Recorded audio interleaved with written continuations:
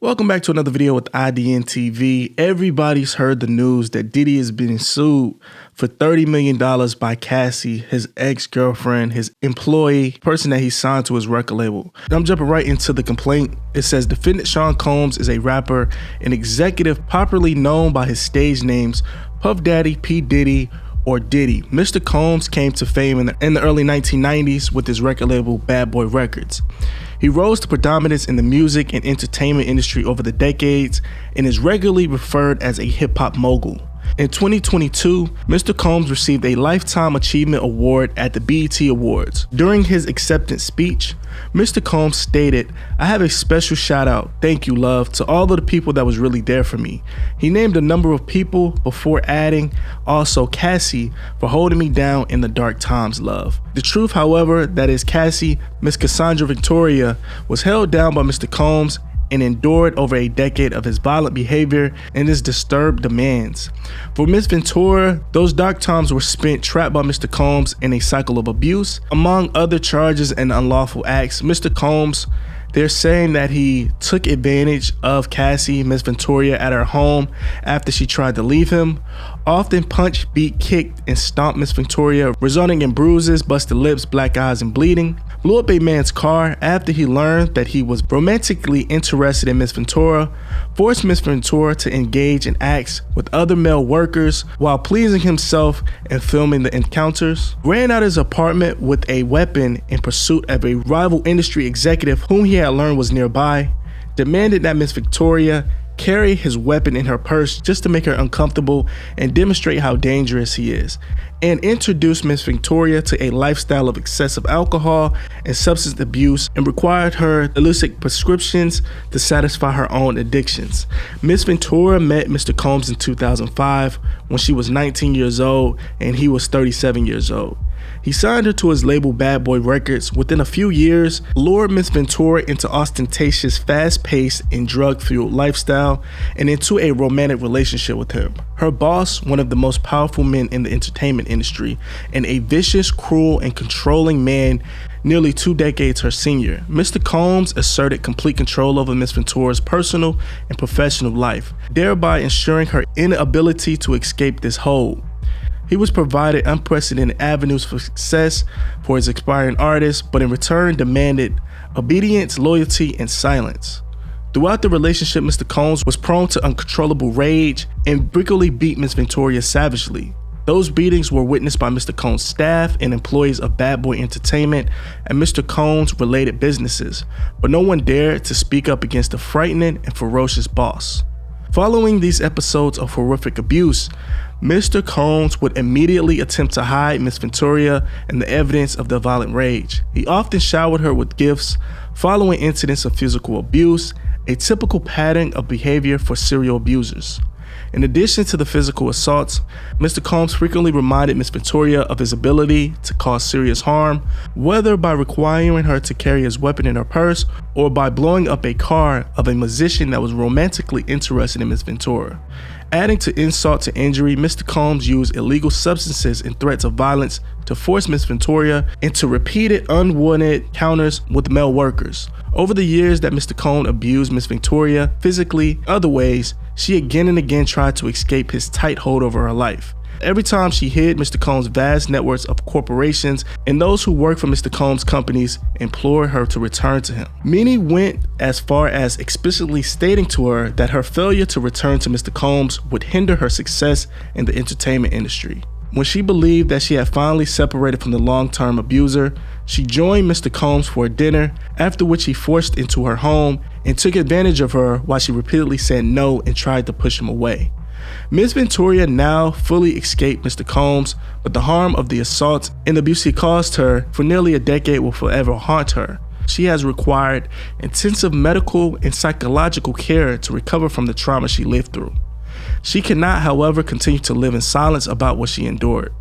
Mr. Combs remains immensely powerful and immensely dangerous. Miss Ventura therefore seeks justice for the decade of her life that Mr. Combs took away from her with threats of violence, excessive use of drugs, physical and psychological abuse, declaratory monetary relief against the defendants. Now it goes on to say the factual allegations. It says Miss Ventura met Mr. Combs in the late 2005 or early 2006 after Mr. Combs heard Miss Victoria's single playing in the club and expressed his interest in signing her to his label, Bad Boy Records.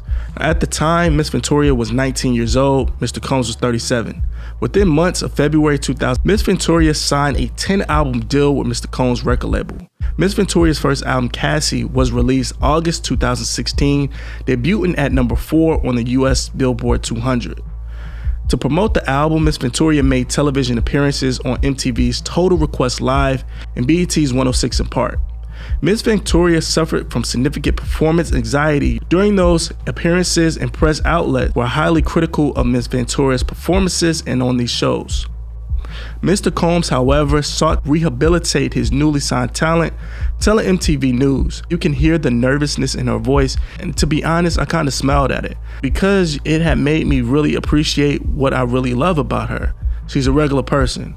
It just made me appreciate that she got nervous, and it was kind of cute to me, to be honest. You got to understand that success for her is coming out of nowhere. It's just so huge, and sometimes everybody handles it differently." While clearly paternalistic and noting that it was cute to him and how regular Miss Victoria appeared, Mr. Combs' comment rang true to some extent. Upon signing with Bad Boy Records, Miss Victoria was quickly thrusted into the spotlight, and it was unfamiliar for her to navigate her newly found celebrity status. Mr. Combs' recognition and glorification of Miss Victoria's naivete proved to set the groundwork for his manipulative, coercive, romantic, and relationship with Miss Victoria, a woman clearly 2 decades his junior. Within a year of signing with Bad Boy Records, Mr. Combs became deeply entrenched in Miss Victoria's life, almost immediately asserting possession and control over her and inserting himself in all aspects of her career and personal life. In November of 2006, Mr. Combs invited Miss Victoria to perform his song Come To Me along with him at the MTV Europe Music Awards in Denmark. After rehearsal for the performance, Mr. Combs walked around in a robe with a drink in his hand, flaunting his lavish party lifestyle to his label's newly signed artists. During the hair and makeup leading up to the performance, Miss Victoria's hairstylist and Mr. Combs' makeup artist told Victoria that Combs was interested in Miss Victoria. Miss Victoria shrugged off the gossip and in fact expressed disgust given the large age gap between her and the president of her record label. Emphasizing the age and power dynamic early in the working relationship, Mr. Combs positioned himself as a father figure and a protector to Miss Victoria. By way of example, after returning to New York after a trip to Las Vegas, during which she endured a brief hospital stay, Miss Victoria, who by then was fully healthy, went to the club with her friends. Mr. Combs saw her out and reprimanded her, telling her to go home and take care of herself. At the time, Miss Victoria thought the record label was looking out for her well-being, and that Mr. Combs was in her best interest in mind. Mr. Combs also ensured that he was intertwined with Miss Victoria's personal and social life, for instance, by inviting himself to Miss Victoria's 21st birthday in Las Vegas. He also brought out famous musicians and producers, therefore flaunting his celebrity status and influence in front of a young and impressionable Miss Victoria. Although Mr. Combs knew that Miss Victoria was in a relationship at the time, even though he was in a public relationship with Kim Porter, Mr. Combs nevertheless pursued Miss Victoria. At an after party in a hotel suite following Miss Victoria's 21st birthday, Mr. Combs pulled Miss Victoria into a bedroom and forcibly kissed her. Miss Victoria did not consent this unwanted contact. She immediately ran out the bathroom in the hotel suite and cried. She told her best friend at the time what had happened, but she was too scared to tell anyone else.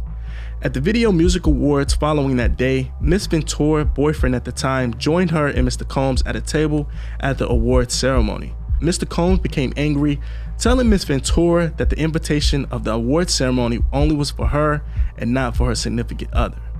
Now they're saying Mr. Combs lures Miss Victoria into a relationship. Now despite her clear rejection to Mr. Combs' advances, Mr. Combs continued to demand Miss Victoria to spend time with him, including for a weekend at Mr. Combs' residence in Miami and nights out in New York City. One particular night around September of 2007, Mr. Combs insisted on taking Miss Victoria out. Miss Victoria acquiesced, that fearing that Mr. Combs' request would have repercussions for an album deal with Mr. Combs and his record label Bad Boy Records. Mr. Combs picked up Miss Victoria from her apartment in Manhattan in a blue luxury vehicle. Miss Victoria was surprised when she got in the car and Mr. Combs was already inebriated. He handed her a pill and told her to take it. When Miss Ventura asked what the pill was, Mr. Combs dismissed her and told her that she would like it. She later learned that the pill was ecstasy, something Miss Ventura never had tried before and did not want to try. This was the first time when Mr. Combs got Miss Ventura high. Mr. Combs then proceeded to drive recklessly at very high speeds down the West Side Highway of Manhattan. Miss Ventura was very scared but did not dare to object Mr. Combs, who appeared drunk, high, and agitated. Mr. Combs took Miss Ventura to a upscale lounge in downtown Manhattan, where he proceeded to get into an altercation with security staff who would not permit Mr. Combs to enter because he was belligerent. Miss Ventura decided to go home, but for the remainder of the night, Mr. Combs messaged Miss Ventura incessantly, complaining that he left him high and alone. In the fall of 2007, Mr. Combs flexed his power and influence when he paid a promoter to create a fake flyer for a party hosted by Miss Ventura.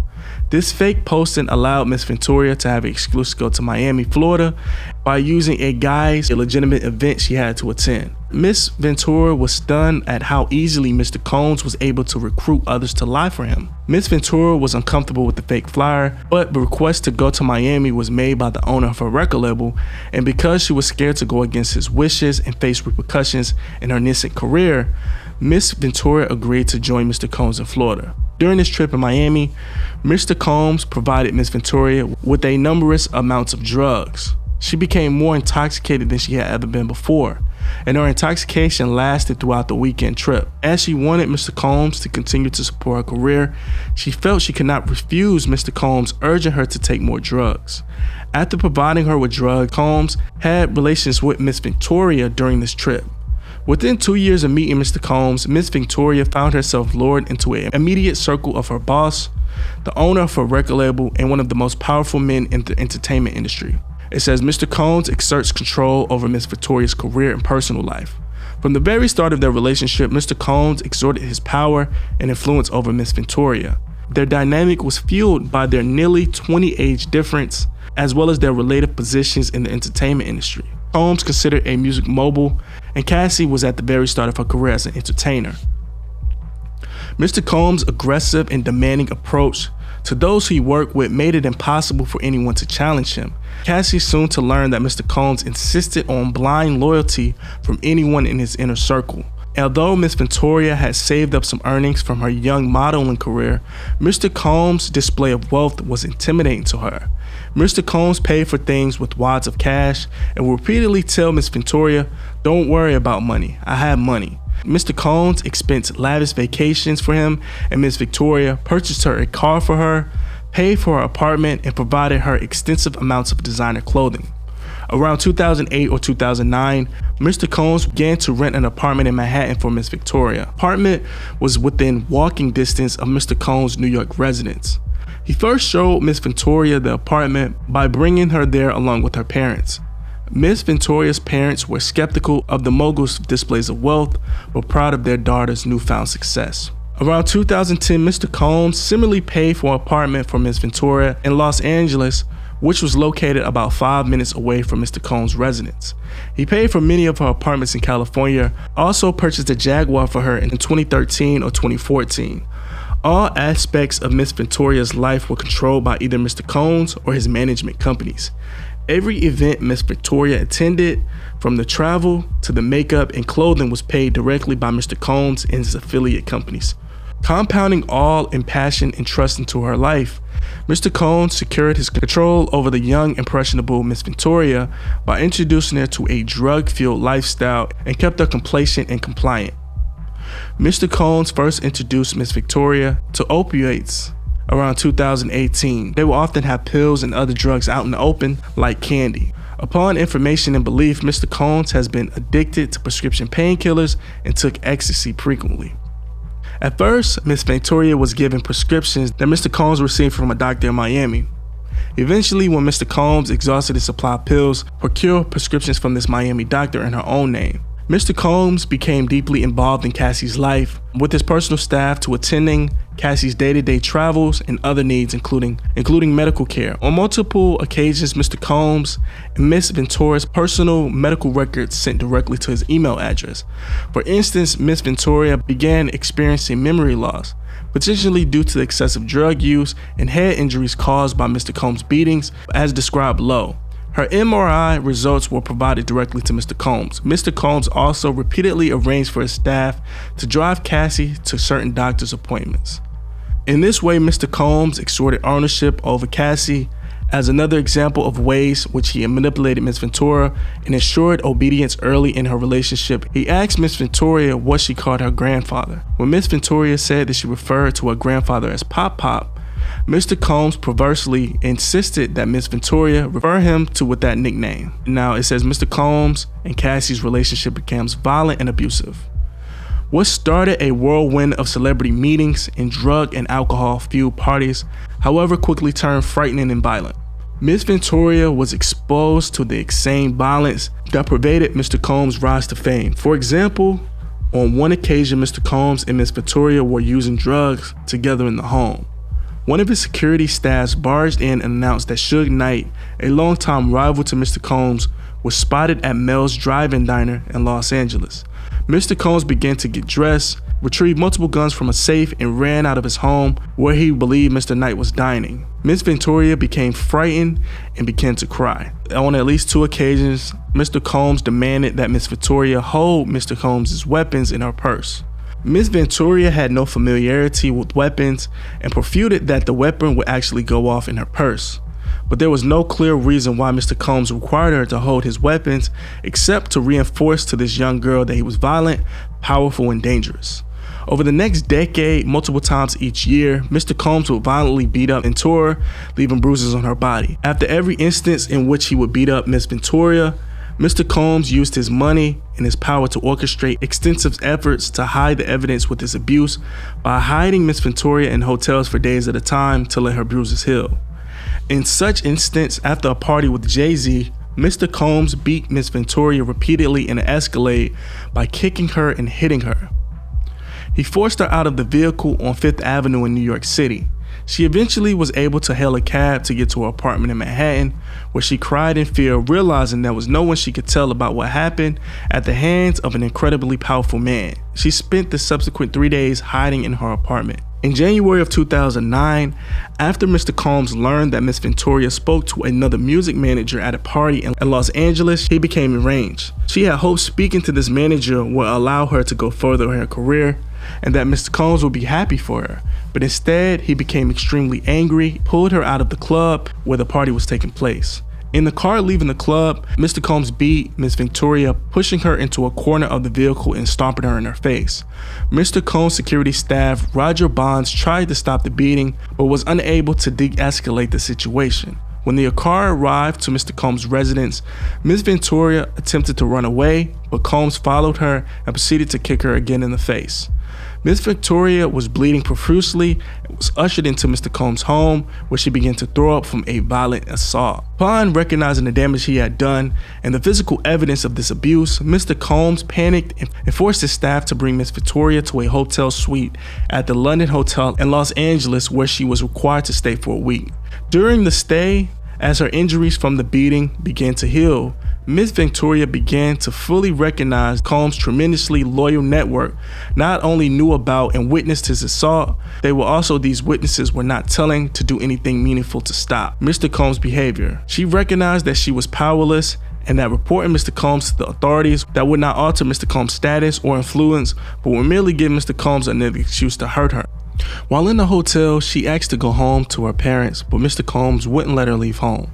She lied to her mother when asked about an online gossip forum that reported the assault. Mr. Combs proceeded to instruct his assistant to purchase excessive amounts of gifts for Miss Ventura, which were delivered to the hotel room where she remained trapped.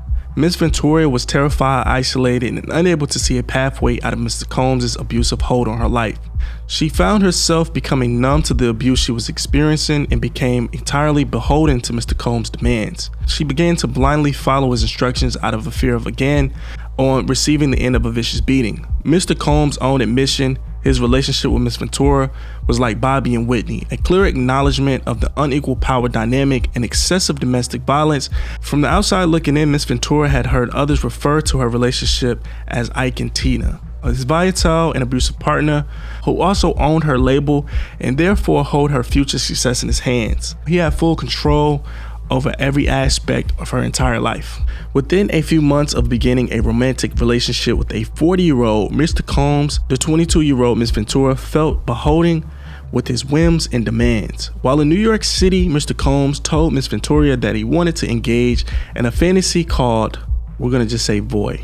Now, Mr. Combs said that it would turn him on if he saw Miss Ventura with another. For the first time, Mr. Combs hired a man and brought the man into his home in Los Angeles. The man, Mr. Combs, and Miss Ventura wore a masquerade mask and ingested drugs. Mr. Combs directed Miss Ventura to perform acts with this man while Mr. Combs watched them. He pleased himself while he directed Miss Ventura and the man to do specific things. The whole encounter lasted multiple days. Mr. Combs began to call the arrangement a freak-off or a FO, and he would repeatedly tell Miss Ventura at random moments that he wanted to FO, and Miss Ventura was eventually expected to facilitate the location and the hiring of the male workers. At certain points during Miss Ventura's and Mr. Combs' relationship, he would insist on a FO weekly. Mr. Combs would repeatedly tell Miss Ventura that the practice was our thing and our secret. FOs would often take place in hotel suites, including the Trump International Hotel in Columbus Circle, the Hermitage Beverly Hills, the London Hotel in Los Angeles, the Intercontinental Century City, the Intercontinental Atlanta, the Intercontinental New York City, the One Hotel in New York, and in Miami, the Mandarin Oriental Hotel in New York, and in Miami, the Fontainebleau in Miami, the Beverly Hills Hotel, and Shutters on the Beach in Los Angeles. On one occasion around 2013, Mr. Combs had a FO set up at the Intercontinental Hotel in New York City, in which he was charged tens of thousands of dollars in damages by the hotel. Upon information and belief, Mr. Combs' chief of staff, Tony Fletcher, paid the invoice charged by the hotel. Ms. Ventura was eventually instructed to use websites and escort sites and find male workers to participate in the FOs. Mr. Combs told Ms. Ventura to search for large black men on the website. Sometimes Mr. Combs would pay to fly workers to his location, including to multiple cities in the United States as well as abroad. He required Ms. Ventura and his staff to help him make those arrangements. Mr. Combs' assistants would help him set up the FOs, including by setting up hotel suites with baby oil and Astroglide. Mr. Combs always supplied Ms. Ventura with a huge amounts of drugs before and during the FOs.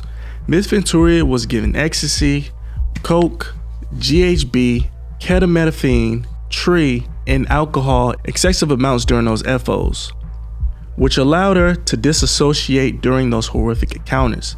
It became commonplace to get IV fluids in the days after the FO to recover from the excessive substance pushed upon her. Ms. Ventura was required to dress up in lingerie for a FO, and Mr. Combs insisted that she wore white nail polish to contrast her nails with the skin of the black men who were hired. During the FO, Mr. Combs would instruct Ms. Ventura to pour excessive amounts of oil on herself. Then Mr. Combs would then instruct Ms. Ventura and the workers to speak to each other and would specifically tell Ms. Ventura where to touch the workers. Mr. Combs would say things like, "Grab that," ask her how does it feel, and he directed her to perform on him. During the FOs, in addition to directing Ms. Ventura, Mr. Combs would use his phone, laptop, and a tablet to film Ms. Ventura performing with the hired worker. He treated the forced encounter as a personal art project, adjusting the candles he used for lighting to frame the videos he took. Ms. Ventura quickly deleted any photographs or any videos of any acts if they were taken with her phone. Mr. Combs repeatedly made it clear that he retained many videos of Victoria during the FOs. Even when he deleted the videos, Mr. Combs would tell Ms. Victoria that he was able to recover the deleted videos from her devices. On one occasion, he sat next to her on a flight and made her watch a video she thought he had deleted, reinforcing her inability to escape and immerse power over her. Mr. Combs would pay male workers a few $1,000s in cash for his services. During some FOs, Mr. Combs would become extremely intoxicated and hit Ms. Victoria in front of the workers. Ms. Victoria was repulsed by Mr. Combs' demands. Between the physical beating And recognizing his incredible power and his incredible temper, Miss Ventura became petrified, partner and boss, and felt she could not say no. He even would present her with lavish gifts prior to it or in the middle of the FOs, seemingly acknowledged the ways in which these forced encounters constituted work for Miss Ventura, and he needed to compensate her for her work. At one point, he had given her so many designer bracelets for FOs, immediately following his brutal beatings, that she felt that she was shackled with presence. Frequently, her anxiety before the FO would become so great that she would become physically ill, sometimes to the point of vomiting. While kneeling over the toilet, Mr. Combs would shame her into performing for him, eventually forcing her to get up and proceed with the encounter. She knew firsthand that telling Mr. Combs that she did not want to engage in the FOs was met with anger and violence. In addition, any suggestions that Miss Ventura would refuse the FO or otherwise report will say that Miss Ventura could not go to the police because she had a lot to lose. During around August of 2015, for example, in the middle of a surprise birthday dinner for Victoria's 29th birthday, Mr. Combs insisted that Miss Victoria leave the party and go to a hotel for a FO. When she expressed that she did not want to go, Mr. Combs had Miss Victoria cornered by his security staff in order to force her to leave with him. After this FO, Mr. Combs and Miss Victoria went back to the hotel room that Miss Victoria was staying in, where some of Miss Victoria's friends were already hanging out. Mr. Combs was severely intoxicated and at one point during the night picked up one of Miss Victoria's friends like a child and dangled her over a balcony 17th floor hotel suite. Miss Victoria and her friends were scared by Mr. Combs' erratic behavior, but Miss Victoria was heavily sedated because of the drugs she took to participate in that FO and therefore was unable to respond to Mr. Combs' terrifying behavior. The FOs became work for Miss Victoria. Protestations, Mr. Combs insisted intricately staged and forced encounters between Miss Victoria and various male workers. Miss Victoria tried to escape Mr. Combs' abuse. Anytime she tried to create a distance between her and Mr. Combs, he used his networks to find her and convince her to return to his abuse. On multiple occasions, Mr. Combs sent his employees to lure Miss Victoria back. In 2011, during a rough patch in Mr. Combs and Miss Victoria's relationship, Miss Victoria had a brief relationship with the musician Kid Cudi. When Mr. Combs returned from a trip, he demanded another FO from Miss Victoria. She acquiesced. During this FO, Mr. Combs found Miss Victoria's phone and found emails between her and Kid Cudi. Mr. Combs became enraged and proceeded to place a manual corkscrew between his fingers and lunged at Miss Victoria. Miss Victoria ran away to stay at Kid Cudi's house to escape Mr. Combs' wrath. Soon after, one of Mr. Combs' staff members told Miss Victoria that he needed to just talk to Mr. Combs even though Mr. Combs was enraged. Feeling that she could not escape Mr. Combs and his networked enforcers, Miss Victoria returned to Mr. Combs. He hit her several times and kicked her in the back as she tried to run out the door. She went to her parents' home in Connecticut, where her mother took pictures of the bruises that Mr. Combs left on Miss Victoria's body.